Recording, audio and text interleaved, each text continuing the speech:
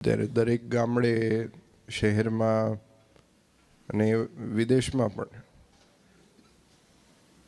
અત્યારે શાકોત્સવની સિઝન છે અને આપણે સંતો અને સાથે રહેલા દરેક હરિભક્તો ખૂબ ઉત્સાહથી આ સત્સંગને આગળ વધારવાનું કાર્ય જ્યારે કરી રહ્યા છે. સ્વામિનારાયણ ભગવાને ખૂબ પરિશ્રમ કરીને મનુષ્ય દેહમાં હતા, એટલે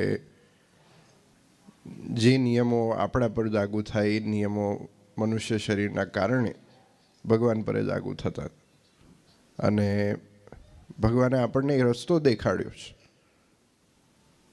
કે એ વખતે, હું ઘણી વખત કહું છું કે એ વખતે જે સુવિધાઓ હતી એ અત્યારે જેવી નથી. અત્યારે આપણી પાસે ગાડી છે, મંદિર ઊભા કરવા હોય તો 12 થી 18 મહિનાની અંદર ઊભા થઈ જાય છે.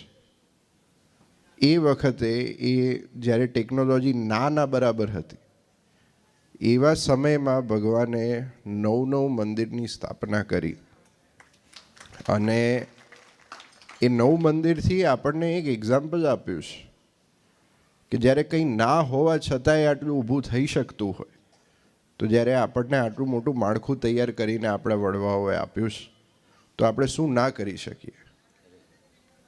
એ બહુ સમજવા જેવી વસ્તુ છે, અને ખાસ કરીને વડીલોને, યુવાનોને ખાસ એ શીખવાડવાની જરૂર છે. મંદિર ખાલી બાંધી દેવા પછી કામ પૂરું નથી થઈ જતું. સત્સંગને જાળવી રાખવો પડે છે, સત્સંગને વધારવો પડે છે. દિવસે ને દિવસે કઈ રીતે પ્રગતિ થાય એ આપણા બધાનો એક સરખો ધ્યેય હોવો જોઈએ. કારણ કે જે રીતે સમય અત્યારે ચાલી રહ્યો છે, લોકોને ગેરમાર્ગે દોરનારા વધારે વધતા જાય છે, સત્સંગના માર્ગથી દૂર જઈ જનારા. તો આવા સમયમાં ખાસ કરીને આપણા યુવાનો, આપણા બાળકો, આપણા હરિભક્તો, ભાઈઓ બહેનો બધાએ ભગવાનથી નજીક જોડાઈ રહે, અને ભગવાને જે સિદ્ધાંત અને જે સમજણ આપણને આપી છે, જે પરંપરા આપણી છે, એ જળવાઈ રહે, એના માટે આપણે બધા ભેગા થઈને મહેનત કરવાની છે. અને એના માટે જ આવો ઉત્સવ સમયાઓ અને પ્રસંગો આપણે કરતા હોઈએ છીએ.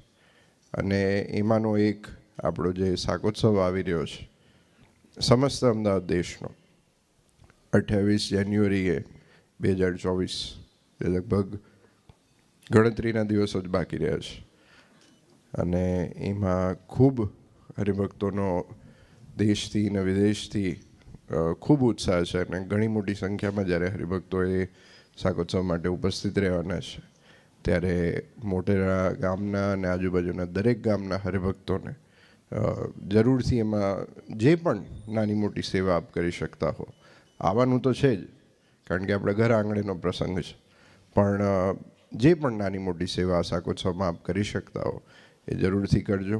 અને